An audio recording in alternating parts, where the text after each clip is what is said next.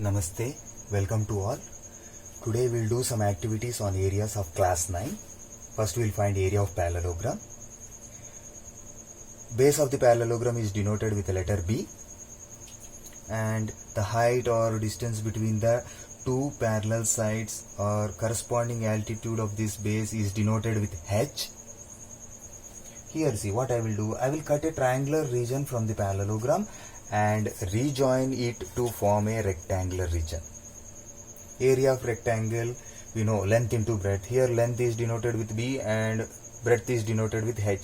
So area of rectangle is B into H. And also you see the area of rectangle is denoted with the dotted line. Parallelogram is denoted with dark line. They are on the same base and between the same parallels.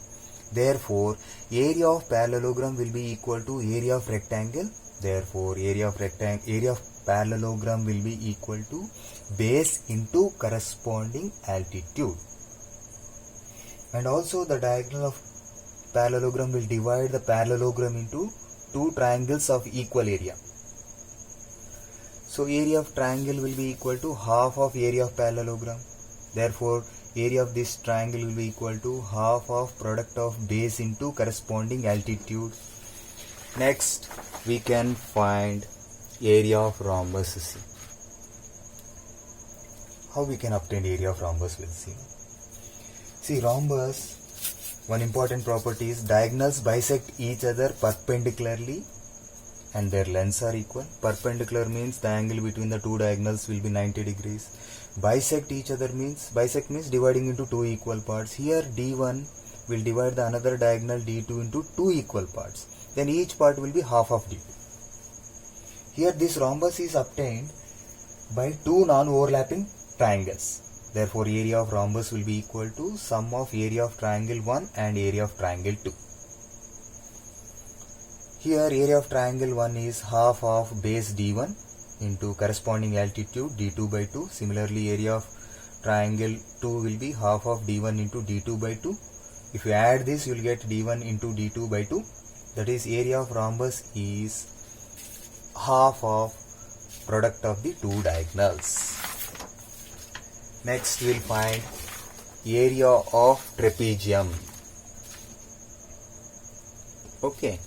Area of trapezium, how it is obtained? First we'll take a trapezium. In trapezium, one pair of sides will be parallel. Another pair of sides are not parallel. To find area of trapezium, I will take two congruent trapeziums. That means their areas are equal. Next, I will rejoin them to form a rectangle. Here shorter length A, longer length B. Therefore, here A plus B is there. This side length is also A plus B. Therefore, length is A plus B and breadth is H. So, area of this rectangle is A plus B into H. Here, see, it is formed by joining into two non-overlapping trapeziums. Therefore, area of these two trapeziums will be area of rectangle, that is A plus B into H. Then area of each trapezium will be half of product of the sum of two parallel sides and the distance between the parallel sides. Okay. Next, we'll do one activity. Here see, I am taking a triangle ABC, right angle at A.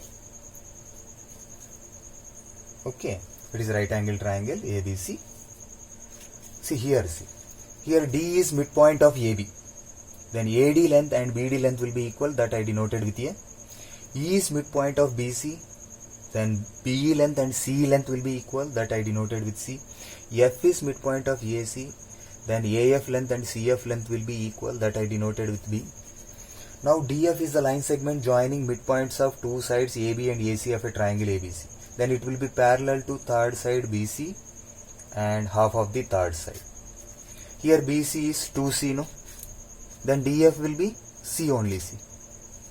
That is half of the third side. And also similarly, this EF will be half of AB. That means that A is obtained here, see. And this D is half of AC, that is that B is obtained here. See, all the sides are reduced to half, see in middle.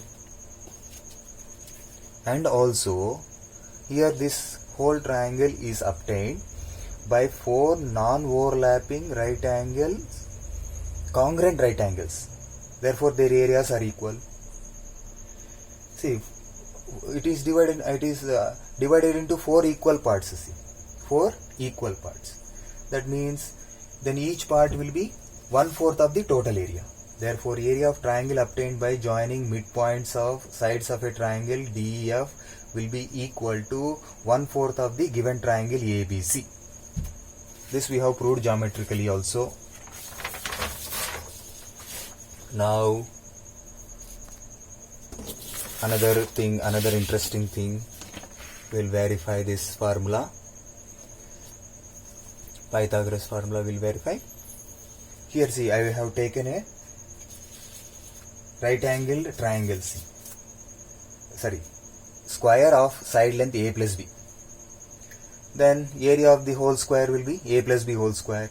You can apply the identity A square plus 2AB plus B square.